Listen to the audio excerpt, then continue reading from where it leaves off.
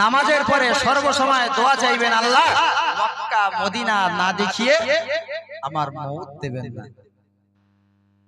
সর্বসময় আল্লাহ বলছেন লা তাখনাতু মির রাহমাতিল্লাহ, বান্দা তুমি আমার রহমত থেকে নিরাশ হয়ো না। জোরে বলা যাবে সুবহানাল্লাহ। তাহলে আমরা আল্লাহ চাইতে বলেছেন উদউনি আস্তাজিব লাকুম, বান্দা তুমি আমার কাছে দোয়া চাও, আমি আল্লাহ তোমার দোয়াকে কবুল করে নেব। জোরে বলেন সুবহানাল্লাহ। তাহলে আল্লাহ চাইতে বলেছেন, আমি চাইবো না কেন? চাইবো না কেন? তাহলে আমাদের আশাটা রাখতে হবে সর্বসময় আমরা নবীর ভালোবাসাটা রাখবো। নবীর রওজা না দেখিয়ে আল্লাহ যেন আমাদের মউত না দেয়, সর্বসময় আল্লাহর কাছে সেটাই চাইতে হবে। আপনারা নামাজ পড়বেন, নামাজের পরে আল্লাহর কাছে দোয়া চাইবেন যে আল্লাহ মক্কা এবং মদিনা না দেখিয়ে আমাদের মউত দেবেন না। যেখানে আমার নবী পাক সাল্লাল্লাহু আলাইহি ওয়াসাল্লাম ঘুমিয়ে আছেন, শুধু ঘুমিয়ে নেই, তিনি আমাদের চিন্তায় বিভূষিত আছেন, আমাদের চিন্তায় চিন্তিত আছেন, আমাদের মতো গুনাহগার উম্মতের কথা তিনি ভাবেন আজও কবরে শুয়ে শুয়ে। তাই সেই নবীর রওজা মুবারক আমাদেরকে যেন না দেখিয়ে আল্লাহ তিনি মউত আমাদেরকে না দেন, সেই আশা আমাদেরকে সব সময় রাখতে হবে। তাই কবিতার ভাষায় কত সুন্দর বলছেন, ভালোবাসার জায়গা মদিনা, ভালো লাগার জায়গা মদিনা, ভালোবাসার জায়গা মদিনা, ভালো লাগার জায়গা মদিনা। এত সুন্দর জায়গা, এত সুন্দর জায়গা কোথাও দেখি না, সাজিয়েছেন দয়াল রব্বানা, ভালো লাগার জায়গা মদিনা, ভালোবাসার জায়গা মদিনা, ভালো লাগার জায়গা মদিনা। আল্লাহুম্মা সাল্লি আলা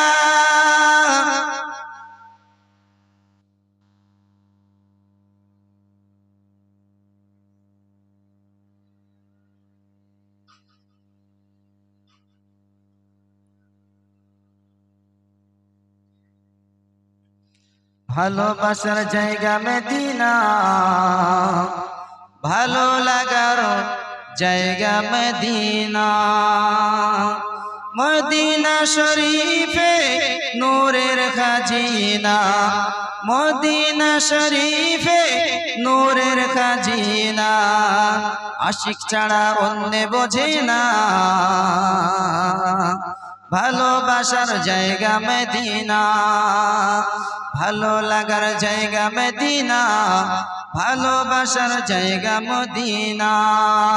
আল্লাহুম্মা, সবাই মারা যাবে, সব আমল বন্ধ হয়ে যাবে, কেবলমাত্র তিনটি আমল জারি থেকে যাবে। আমি আপনি মারা যাব, আমার আপনার কবরে তিনটি আমলের জন্য আল্লাহ সওয়াব দিতে থাকবেন। তিনটি কাজ যদি আমরা করে রেখে যেতে পারি,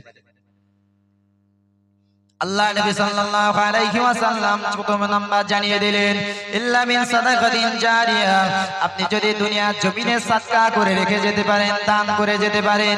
আপনি মসজিদ তৈরি করার জন্য টাকা দিলেন, আপনি মাদ্রাসা তৈরি করার জন্য আপনি টাকাটা দিলেন, আপনি এমন করে মানুষ যাতায়াত করার জন্য রাস্তা তৈরি করলেন, মানুষের ব্যবহার যোগ্যর জন্য আপনি এমন করে টিউবওয়েল পাঠিয়ে দিলেন, আপনার মানুষ আসবে বলে আপনার পুকুরটার আপনি শান বাঁধিয়ে দিয়ে মানুষের ব্যবহার উপযুক্ত করে দিলেন। এই সবগুলো হলো সাদকায়ে জারিয়া। আপনি কোন আলেম বানালেন, কোন ছাত্রকে, কোন এতিম বাচ্চাকে পয়সা সাহায্য করে আপনি তাকে আলেম বানালেন, হাফেজ বানালেন। সে যতদিন আপনার এমন করে আপনার পয়সাটা খরচ করে আলেম তৈরি হবে, হাফেজ হবে, সে এমন করে এই ইলম জানি অনুযায়ী যদি কোরআন তেলাওয়াত করে, সে যদি নামাজ পড়ে, রোজা রাখে, দান সদকা যতই যাকে করুক না কেন, ওই সওয়াব আল্লাহ আপনার আমলনামায় লিখে দেবেন। আপনি দুনিয়ার জমিন থেকে বিদায় নিয়ে কবরে চলে যাবেন। আপনার তৈরি করা, আপনার পয়সা দিয়ে এমন করে যদি মসজিদ তৈরি করা হয়, ওই মসজিদে যত মানুষ নামাজ পড়বে তার যে সওয়াব হবে তার একটা অংশ আপনার আমলনামায় দেওয়া হবে। আপনি কবরে চলে যাবেন, আপনার কবরে ওই সওয়াবটা দেওয়া হবে। ও জওয়ানেরা, যুবকেরা শুনে রেখে দিন, জেনে রেখে দিন। আপনি একটা রাস্তা তৈরি করলেন, আপনি হয়তো জানেন না, আপনার তৈরি করা রাস্তাটা আপনার জমি দেওয়া রাস্তার উপরে যদি মানুষ যাতায়াত করে তার জন্য যে সওয়াব হবে, আপনি কবরে শুয়ে শুয়ে তার একটা সওয়াব আপনি পেতে থাকবেন। আজকে আমরা কি করি? রাস্তা দোয়া তো দূরের কথা, আরো মানুষের জন্য রাস্তা বন্ধ করি না?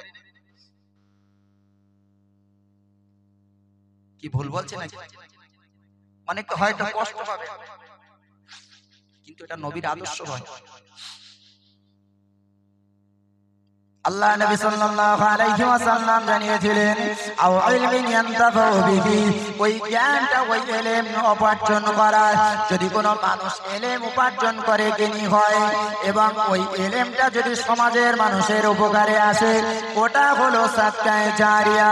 আমি ইলম শিক্ষা অর্জন করেছি, আলেম তৈরি হয়েছি, আমি মানুষকে উপদেশ দিচ্ছি, মানুষকে নামাজের জন্য আনছি, মানুষকে নামাজি তৈরি করলাম, মানুষকে দিনদার তৈরি করলাম, তাহলে দেখতে পাওয়া যাবে এটা যদি আমার কথা শুনে মানুষ যদি খারাপ কাজ ছেড়ে দিয়ে ভালো কাজের দিকে আসে, মানুষ যদি মদ খাওয়া ছেড়ে দেয়, মানুষ যদি সুদ খাওয়া ছেড়ে দেয়, মানুষ যদি এমন করে খারাপ কাজ ছেড়ে দিয়ে ভালো কাজের দিকে আসে, আল্লাহ নবী, বিশ্ব নবী আমার জানিয়ে দিলেন, ওই ইলম অনুযায়ী যদি কাজ করে, তার ইলমটা যদি সমাজের মানুষের উপকারে হয়ে যায়, আল্লাহ পাক রব্বুল আলামিন ওই বান্দা বান্দি কবরে চলে যাবে, তার কবরে এর একটা সওয়াব দিতে থাকবে। জোরে বলুন সুবহানাল্লাহ। আও ওয়ালাদিন সালিহিন ইয়াদউ লাহু, যদি আপনি দুনিয়ার জমিনে কোনো ভালো সন্তান, নেক সন্তান তৈরি করে রেখে যেতে পারেন, যদি আপনার ছেলেকে যদি আলেম তৈরি করতে পারেন, আপনার ছেলেকে যদি হাফেজ বানিয়ে যেতে পারেন, আপনার ছেলেটাকে যদি ভালো মানুষের মতো মানুষ তৈরি করে রেখে যেতে পারেন, আপনি দুনিয়ার জমিন থেকে বিদায় নিয়ে চলে যাবেন, আপনি কবরে চলে যাবেন, আপনি কবরে শুয়ে শুয়ে দাফন করে কবরে যখন থাকবেন, আপনার ছেলেটা আপনার জন্য একটু কোরআন তেলাওয়াত করবে, আপনার ছেলেটা আপনার জন্য দান সদকা করবে, আপনার ছেলেটা আপনার জন্য দুফোঁটা চোখের পানি ফেলে আল্লাহর শাইখি দরবারে দোয়া চাইবে, ওয়াকুর রব্বিরহামহুমা কামা রব্বায়ানি সগীরা। ও রব্বুল আলামিন, আল্লাহ আমার আব্বা দুনিয়ার জমিন থেকে বিদায় নিয়ে চলে গিয়েছে, আমার আম্মা জান দুনিয়ার জমিন থেকে বিদায় নিয়েছে, আল্লাহ আমার আব্বা আম্মা দুনিয়ার জমিনে আমার কষ্ট পেতে দেয়নি।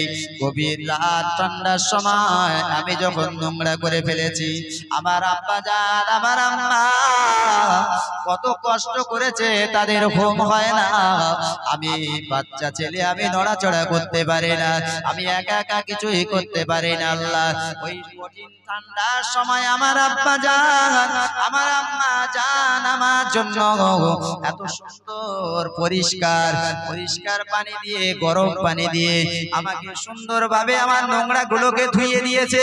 আজকে সেই আম্মা সেই মা আজকে জনম জনমের মতো আজকে এই কবরের বাসিন্দা হয়েছেন। আল্লাহ আমার আব্বাকে আমার মাকে আপনি ক্ষমা করে দিন। আমার আব্বা আম্মা যেমন কষ্ট করে আমাকে সুন্দরভাবে দুনিয়া জমিনে রেখেছেন, আল্লাহ আমার আব্বা মাকে আপনি কবরে সেই রকম সুন্দর করে রেখে দিন। চাইতে বলেছেন কে? আল্লাহ বলেছেন, বান্দা তুমি আমার কাছে চাও তোমার আব্বা মায়ের জন্য, ওয়াকুর রব্বিরহামহুমা কামা রব্বায়ানি সগীরা।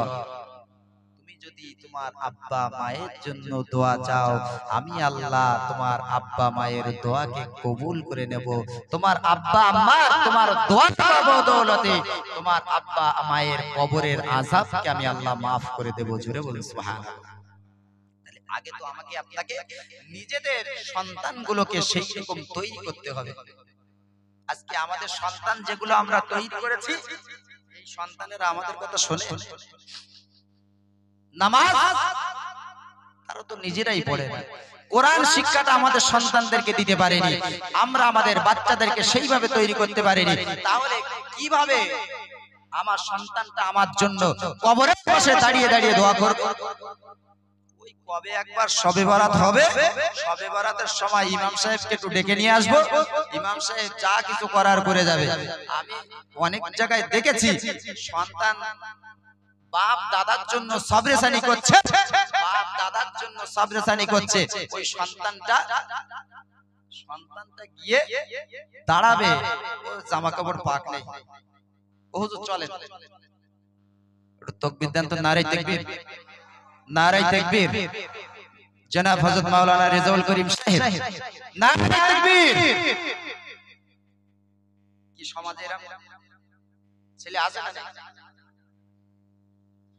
তাহলে জীবিত থাকা অবস্থায় ওই বাচ্চাটা গেল না তার বাপের কবর, তার দাদার কবরের পাশে, আর ওর বাপ মরে গেলে ও কবরের পাশে যাবে বলে মনে হয়? যাবে? কোনোদিন আশা করা যায় না। তখন কবর জিয়ারত করতে যাবে, দুফোঁটা চোখের পানি ফেলে আল্লাহর কাছে দোয়া চাইলে আল্লাহ দোয়া কবুল করবেন, আশা তিনি ওয়াদা করেছেন, অথচ সেটা আমরা আমাদের সন্তানদেরকে তৈরি করতে পারিনি। বাবু, আমাদের বাচ্চাদেরকে যদি তৈরি করে রেখে যেতে পারি, তাহলে আমরা কবরে চলে যাব, মারা যাব, কবরে যাওয়ার পরেও দেখতে পাওয়া যাবে সেই সওয়াবটা তাদের জারি থেকে যাবে। আমরা সেই চেষ্টা করি আমাদের সন্তানদেরকে মানুষের মতো মানুষ তৈরি করার। আমাদের সন্তানদেরকে যখন মসজিদে আসবো তাকে নিয়ে অন্তত মসজিদে নামাজটা যেন আমরা পড়তে পারি। সন্তানদেরকে যখন নামাজ পড়তে আসবো তাদেরকে ডেকে নিয়ে আসবো। মায়েদের কাছে বলবো, আপনার সন্তানটাকে আপনি গুছিয়ে দিয়ে আপনার সন্তানটাকে সকালবেলা কি বিকালবেলা যখন মুক্তব চলে সেখানে মুক্তবে আপনার বাচ্চাটাকে পড়তে দিন, আপনার বাচ্চাটাকে পাঠিয়ে দিন। তারপরে আপনি সমস্ত শিক্ষা, দ্বীনি শিক্ষা, সমাজের বাহ্যিক শিক্ষা সবকিছু দিন, কিন্তু আপনার বাচ্চাটাকে আগে মুক্তবের শিক্ষাটা দিয়ে নামাজের সময় হলে তাকে গুছিয়ে তাকে মসজিদে পাঠিয়ে দেন। এই দাবি আপনাদের কাছে করব। আরেকটা দাবি আমি করব, হুজুর এসেছেন, তিনি ওয়াজ নসিহত করবেন আপনাদের কাছে সুমধুর কণ্ঠে। আপনারা হয়তো শোনেন, সুন্দর ওয়াজ নসিহত করেন, ঠান্ডা কিছুই মনে হবে না, এমনি তো ঠান্ডা নেই। একটা আমল আপনাদের কাছে বলি, আল্লাহ রাসূল সাল্লাল্লাহু আলাইহি সাল্লাম যে আমলটা দিয়েছেন, আমরা রাসূলের একটা সুন্নাত, আজ থেকে আমরা যারা এসেছি সবাই আমরা এখান থেকে যদি নিয়ে যাই, অন্তত কিছু না কিছু নিয়ে যাই, তাহলে আমাদের জলসা দেওয়াটা সার্থক হবে। একটা দাবি আপনাদের কাছে করব, আপনারা সবাই ভাত খাই কিংবা কোনো খাদ্য খাই, খাই তো নাকি? এই খাবার সময় আমরা কোনো পাত্রের নিচে, যখন ওই আমরা বাসন বলি, থালা বলি, আর যাই কিছু বলি না কেন, এর নিচে আমরা কিছু পাতিয়ে নেই। দস্তরখান ব্যবহার করি কজন? আমরা যারা বসেছি কজন? এখানে যারা বসছে কারোর বাড়ি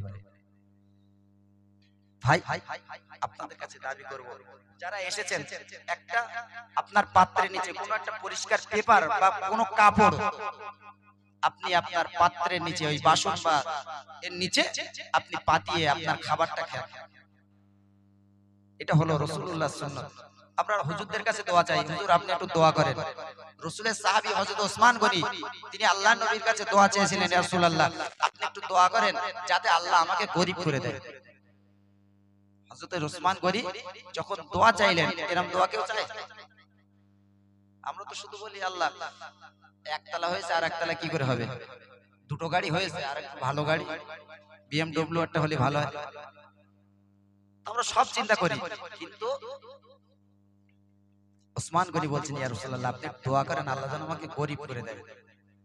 ওসমানকে জিজ্ঞাসা করলেন, বাবা ওসমান তুমি কি আমল করো, তুমি কি আমল করো বলো না ওসমান।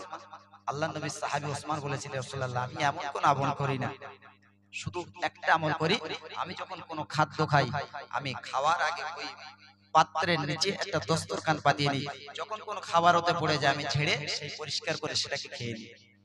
আল্লাহ রাসূল বললেন, বাবা ওসমান তুমি যে খাদ্যকে সম্মান করেছো, ইজ্জত দিয়েছো, আল্লাহ জীবনে তোমার কোনোদিন খাদ্যে অভাবই দেবে না, রুচিতে বরকত কমাবে না, আল্লাহ তোমার রুচি বাড়িয়ে দেবে। জোরে বলে সুবহানাল্লাহ। আজকে যদি সেই আদর্শটা আমরা মেনে চলতে পারি, আজকে যারা এসেছি আমরা সবাই কাল থেকে এই নিয়তটা করে নিই, কাল থেকে খাওয়ার আগে অন্তত পাত্রের নিচে আমরা দস্তরখানটা পাতি নিয়ে রাসূলের এই সুন্নাতটা পালন করব। কারা কারা পালন করব? কাল থেকে কারা করবো? একটু হাত তুলে দেখান, কারা কারা পারবে? কি আর কোনো পারবেন না? আচ্ছা খুব কষ্টের, আচ্ছা এর জন্য কি খরচ হবে? খুব খরচ না, খুব কষ্ট হবে না।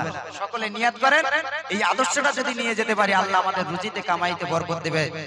যদি আল্লাহ আবার কখনো আনা, সেই দিন হিসাবটা নেবেন, কৈফিয়তটা নেবেন যে আমি রাসূলের সুন্নাত মেনে চলেছি, আল্লাহ কেন আমার বরকত দেয়নি। আল্লাহ যতটুকু বলালেন, যতটুকু শোনালেন, তার চেয়ে বেশি বেশি আমল করার তৌফিক দেন সকল। আল্লাহুম্মা আমিন। ওয়া আখিরু দাওয়ানা আনিল হামদুলিল্লাহি রাব্বিল আলামিন। সকলে উচ্চ আওয়াজে একবার দরুদ শরীফ আল্লাহুম্মা সাল্লি আলা